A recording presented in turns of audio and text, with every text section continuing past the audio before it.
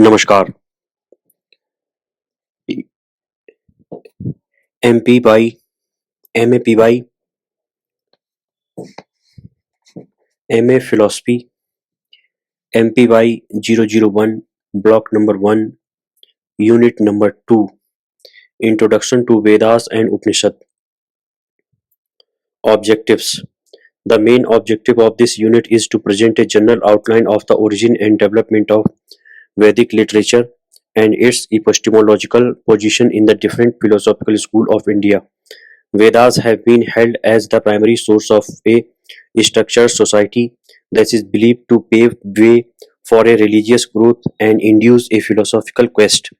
The various concepts and doctrine of the Vedas can find its relevance in today's world. In this unit, we shall we shall briefly analyze the Vedic literature and its concepts. By the end of this unit, you should be able to gain a general idea of the vast Vedic literature and their content, to understand the historical growth of religious practices in the Vedic background, to learn the important concepts that lead to the rise of Indian philosophical systems, to grasp the relevant concepts of the Vedas and anticipate its relevance in the modern world. Vedas and its contents. Vedas, or the source of knowledge, is also referred to as the Shruti, or that which is heard, a Paurusheya, or that which is not authored by a human, and Shastra, or that which serves as the guide through its teaching. The word Agama and Amnaya, Amnya, are synonyms of the Veda. Since Veda is considered as the revelation, it is termed as the primary source of knowledge.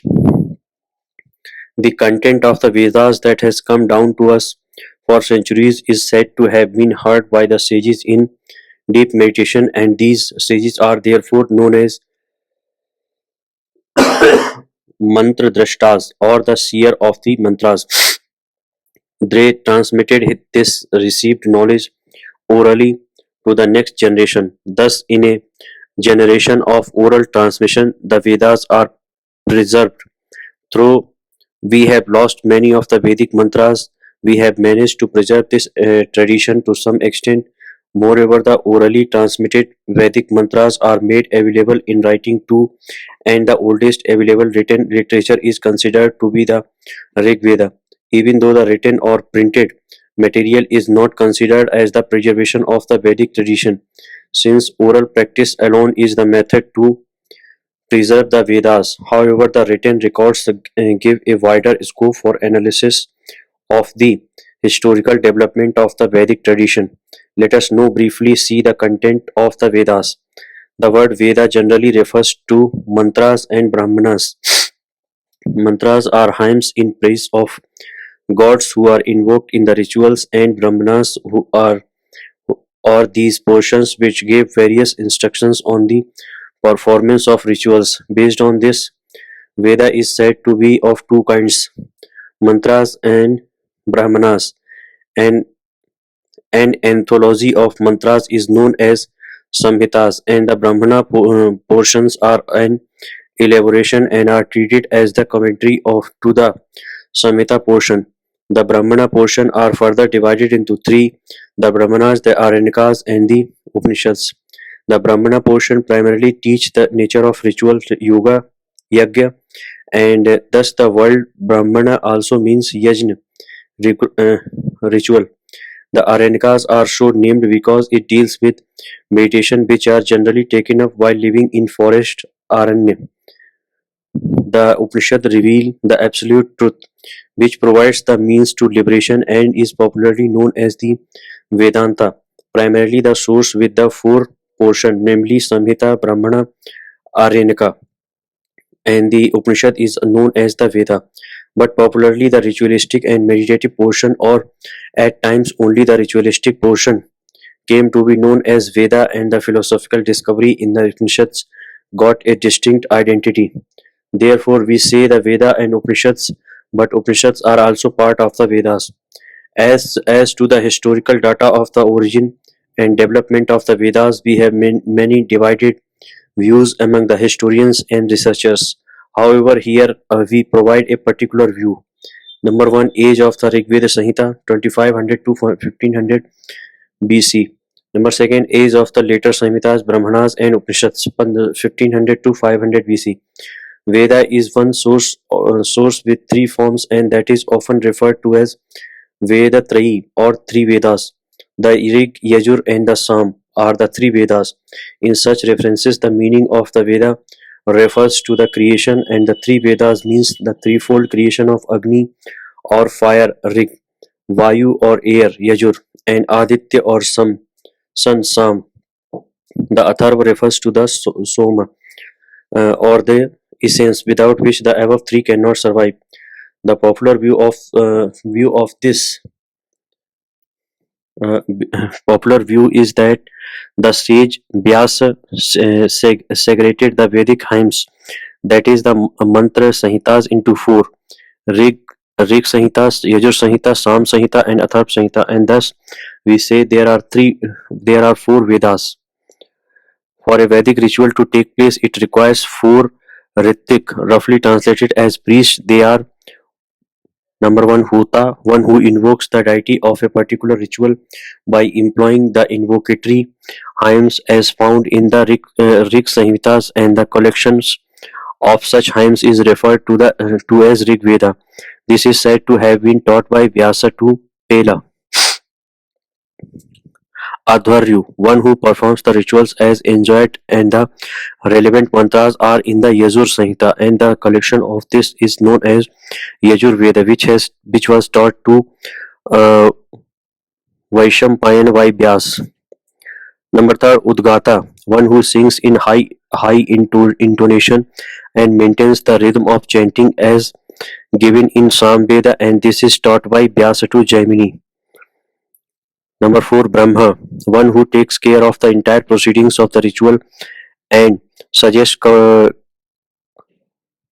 compensatory acts in the case of omissions and commissions, and this was taught to Sumantu by Vyasa. Thus, the four Vedas were propagated through these four disciples of Vyasa. Number second, a general survey of the Vedic literature. We shall briefly deal with the Vedic literature and their contents, beginning from the Rig Veda. Each Veda, as we had already mentioned, consists of four portions, namely Samhita, Brahmanas, Aryankas, and Upanishads. Here we shall deal with these four portions of each Veda in itself. Rig Veda. The word Rig means praise or eulogy. The collection of Rig is known as Rig Veda. It is set in material form. In It is set in metrical form. The Rig is considered as the oldest record of revelations, and the language of Rig is considered as the most ancient. There are five branches of Rig Samhita, and they are: number one, Shakala; number two, Vaskala; number three, Astrolayan; number four, Samkhya; and number five, Mandakayan. Mandakayan. Rig Samhita contains suktas and mandalas. Rig Samhita contains suktas and mandalas. Sukta means that which has been received from a reliable source, and that is of four types. Number one, Richi Sukta, a collection of hymns revealed through the sages. Number two, Devata Sukta, the collection of hymns in praise of God. Number four, Chanda Sukta, a collection of hymns in the same metrical form. And Artha Sukta, the collection of hymns wherein the meaning of mantras gets concluded. These mandalas are the section of Rig Samhita. There are 10 mandalas with 50 anuvakas or subsections which contains suktas. The suktas in turn contain the mantras. The two brahmanas and aranikas of the Rig that are available are Aitreya Brahman and Sa- Sankhyayan Brahman. Aitreya Aryanak and Sankhyayan Aryanak.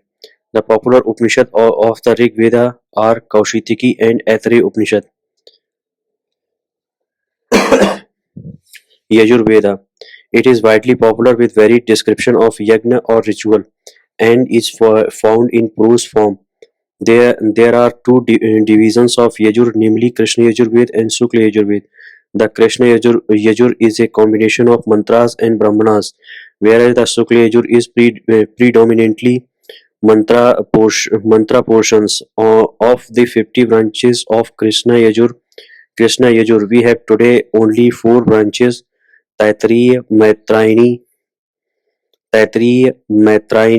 Katha, and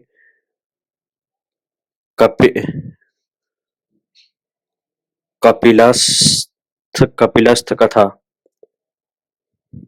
The Shukla Yajur is further divided into Madhyandika branch and Kanav branch.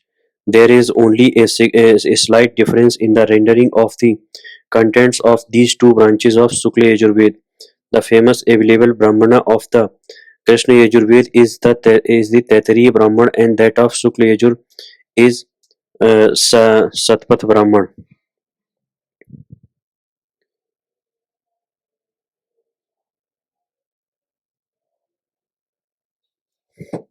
The main Aranyaka portion of the Yajurveda are Taittiriya Aranyak and Brihadaranyak also contains Upanishadic portion.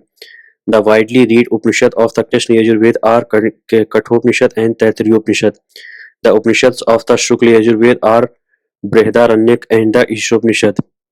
Samveda. The Samveda is the Rigveda set in musical form. The Samveda consists of two predominant parts, viz. The Archika part and the Ganam part. The Archika part is that which consists of meanings of the words, and it is a collection of rigs. It is further divided into Purva Archika and Uttar Archika. The Purva Archika consists of six chapters and is divided into four parts as Agneya Parv consists of mantras related to Agni, Andhra Parv consists of mantras related to Indra, Pavaman Parv with mantras related to Soma, and Aranyaka's on meditations. The Uttara Archika is with nine chapters with various divisions that primarily deals with the practice of various rituals. The three main branches of Samveda are uh, Kauthuma branch, Ram, Ranaya branch, and Ranayaniya branch, and Jaiminiya branch. The in various intonations and methods of singing in different pitches are mentioned in detail in the Samveda. The musical form is broadly divided into four kinds: Veyaganam. Veyaganam. The first five chapters of Purva Archika are sung in Veyaganam.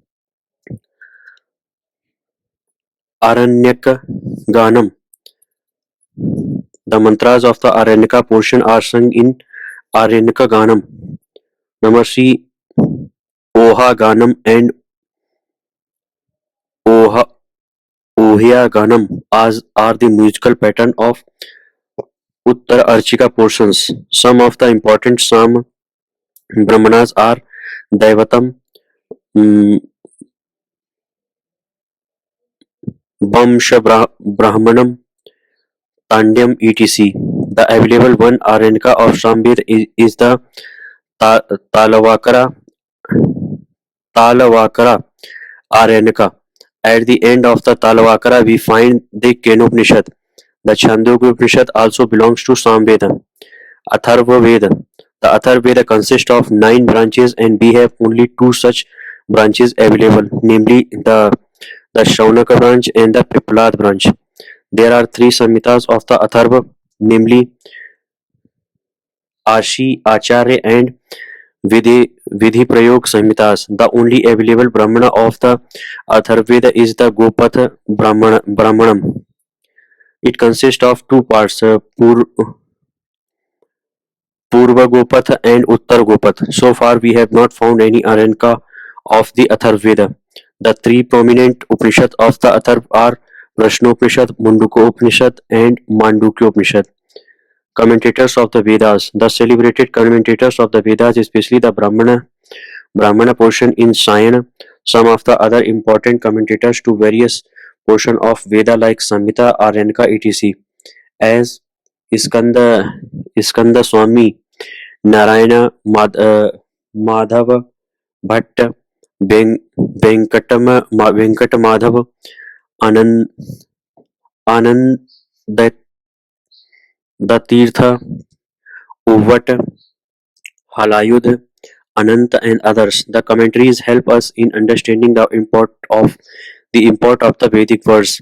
The commentators reveal the changing condition in their interpretative commentaries. Some important Vedic concepts. Now we shall briefly embark upon the varied topics found in the four portions of the Vedas and then derive certain important concepts that serve as the foundation of Vedic religion and philosophy. Samhitas. In the Rig Mandalas, we find mention to many worldly affairs, especially related to human life. Various aspects, like the earliest mention on marriage and ancestral worship, is seen in the Rig. The importance of charity, dana, is highlighted in the Rig Suktas. Some of the thought provoking and paradoxical suktas of the Rig Veda are Nasadi Sukta 10 to 129, Purusha Sukta, Purusha Sukta 10 to 90, Hiranyagarbha Sukta 10 to 121. The Yajur Samhita prescribe the procedures for performance of daily and occasional duties of an individual. The Atharva Samhitas mark the beginning of ancient ruling and administration. There are descriptions of many actions like conquering an enemy, gaining wealth, etc. We find discussion on science, especially on medicine, disease, and cure. The Ayush Sukta of Atharva is quite well known, for it is the prayer for long, healthy life. Brahmanas. By the time the Brahmana part of the Vedas developed, the society has undergone a well-defined stratification with a common goal. In this period, performance of rituals for the individual and total benefit dominated the scene. That was based on the Vedic de- designation in the form of Varna, class, and ashrama stages of life. The ritual, or the yajur, symbolizes an integrated personality for a harmonious life. In a ritual, there are two types of oblations. One is the thought, that the mental level, and the other is the speech. The thought alone is expressed as the speech in a ritual, and the same holds good in life too, which aids in a harmonious living. Aranyakas. In the development of Aranyaka portion, we find well-defined concepts or time. That is, there is the mention of the transcendental and the empirical time, where the empirical times where the empirical time slot is compared to the perennial flow of waters. There is a description of various seasons and their effects on the health of living beings. The importance of study of one's own scripture and fivefold compulsory acts, Panch Panch Maha Yagna, are found in this portion. The fivefold compulsory acts are worship of gods, worship of lineage of teachers, worship of ancestors, service to humanity, and service to the animal and plant kingdom. We find here the description of meditation on prana, or vital breath. Since this portion primarily concentrates on bringing about a serene mind, varieties of vratas or vows are prescribed. The Upanishads deal with the philosophical inquiry into the nature of the ultimate truth and reveal the liberating knowledge. We shall deal with the Upanishads a little later in this unit. The hymns in praise of various deities has given rise to polytheism, henotheism, and gradually to monotheism. The gods are presiding deities of various powers of natural forces. The primary gods mentioned in the Vedas are 33 gods, that is 8 Vasus, 11 Rudras, 12 Adityas and 2 Aswinis.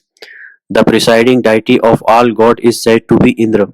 The importance of all the gods led to polytheistic tendency, but gradually there rose the need to provide importance to one deity, and thus Lord of all beings was described as Prajapati. Later in the Upanishad, we find the one absolute termed as Brahman.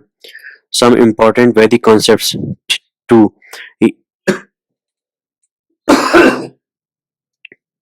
Here we shall analyze some five specific important concepts that we derive from the above mentioned very topic of the Vedas. The following concepts were served as the strong foundation for Indian thinking and have highly influenced the religious and philosophical domains. Sat and Asat. The fundamental quest for any thinking mind is to arrive at the prime cause of this uh, vast malefarious creation. The Vedic seers has tried to find answers and have presented them in a riddled language.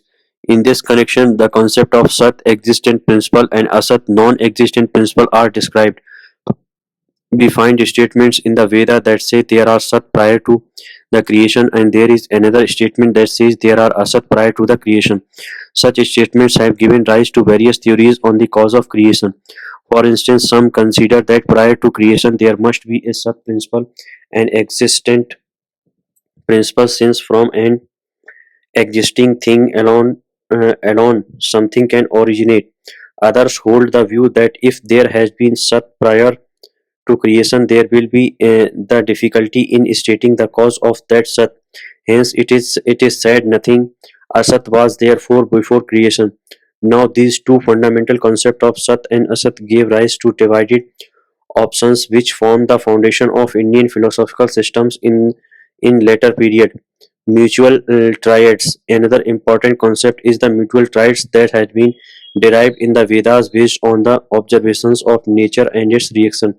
The simple concept derived from nature is the cyclic process in a chain, and disturbance in any part of the chain ruins the entire process gradually or immediately.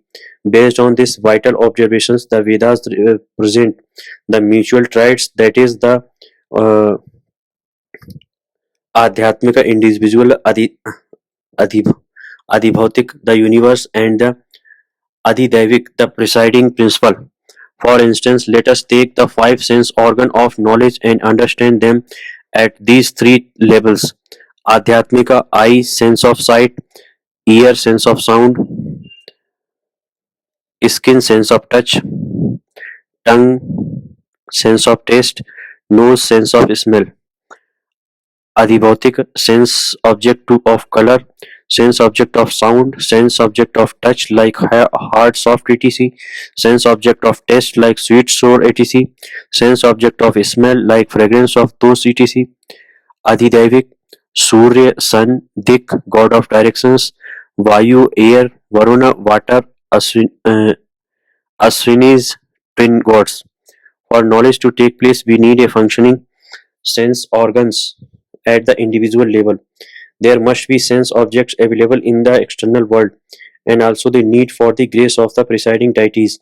Only when this triad mutually functions, the knowledge of the world is gained. This concept is tried forms the basis of religious faith and practices.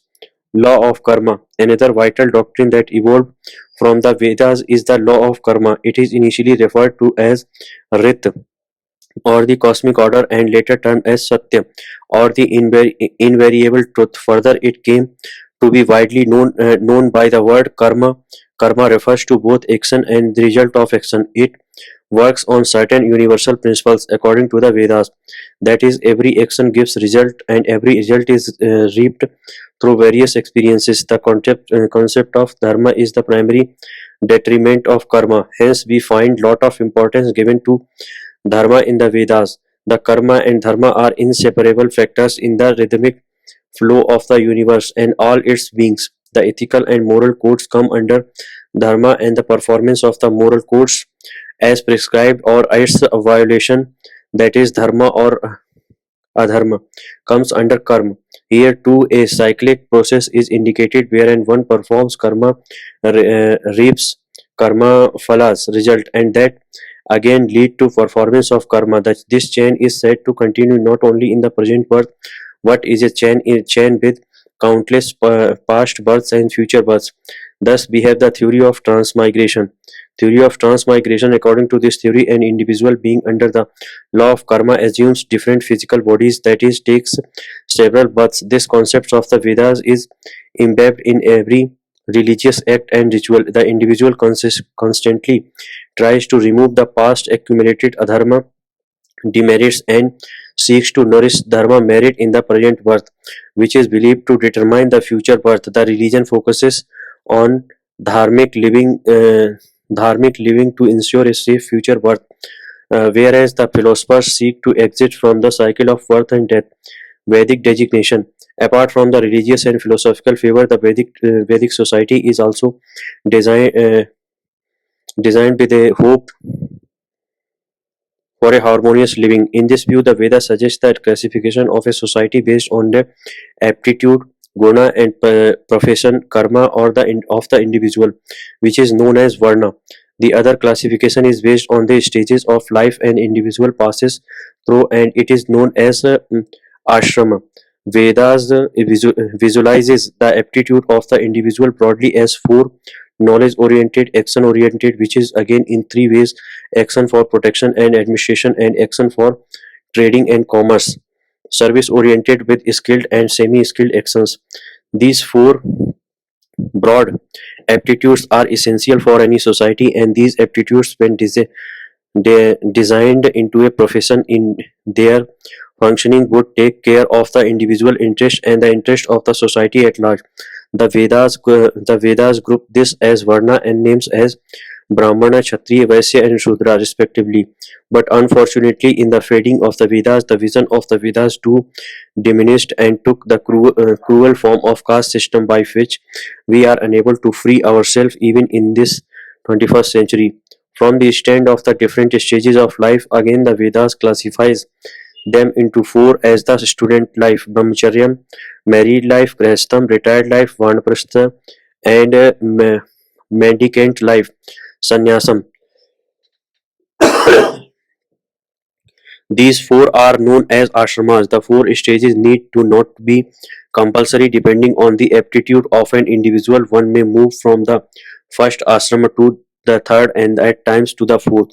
The dharma and karma prescribed in the one ashrama scheme vary, which take care of the general duties and the specific duties, thus making the concept of dharma more complex and complicated.